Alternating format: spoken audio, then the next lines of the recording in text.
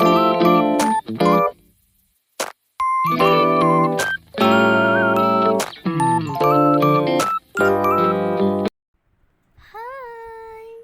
ازيكم يا فراولاتي؟ عاملين ايه؟ وحشتوني قوي قوي قوي.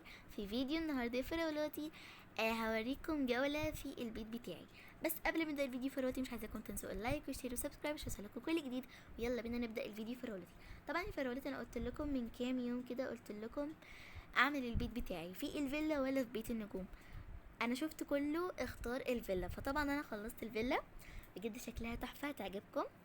ويلا بينا نبدا يا فراولاتي كده ونشوف الفيلا ونبدا الفيديو. تمام، يلا بينا.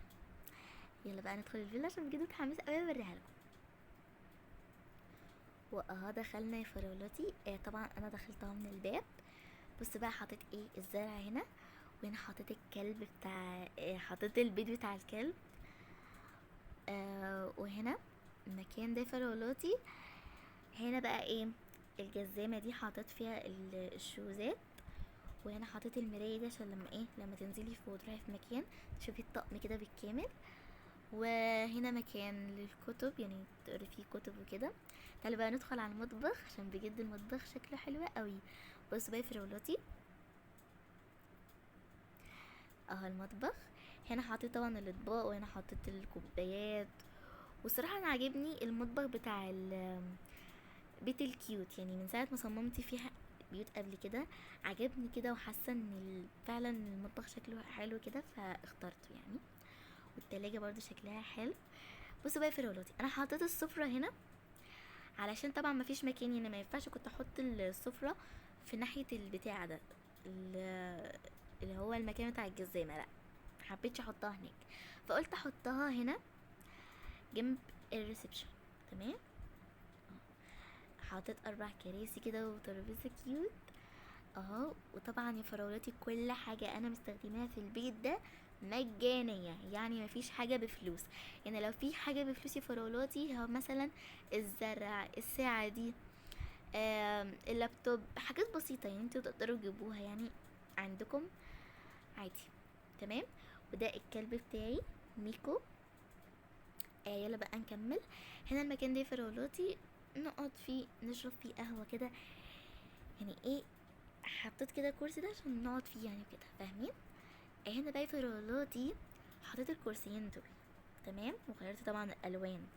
هنا بقى حطيت الكوفي كورنر ده علشان بالليل مثلا لو احنا مش حابين نروح المطبخ يعني ونعمل هناك قهوة، لا نعمل هنا قهوة ونعمل كل حاجة هنا ونشرب براحتنا بقى. يلا بقى يا فراولاتي تعالوا نطلع الدور التاني عشان الدور التاني هيعجبكم، انا متأكدة ان هو هيعجبكم اصلا الدور التاني، فيلا بينا. طلعنا الدور التاني يا هاي فراولاتي. بص بقى يا فراولاتي، انا دخلت الاوضه دي، اوضه ماما وبابا، ماشي. المكان ده بقى يا فراولاتي هنا حطيت ايه؟ ترابيزه صغنطوطه كده، وحطيت الكرسي ده عشان ايه؟ طبعا دي بلكونه ايه صغنطوطه كده، فحبيت احط فيها الكرسي ده وايه الترابيزه دي، فهمتوا؟ تعالوا بقى نكمل. اوضه ماما وبابا بقى لازم نحط فيها ايه؟ حطيت ماما هنا، يعني حطيت لها تسريحه كده كيوت، طبعا فيها ميك اب.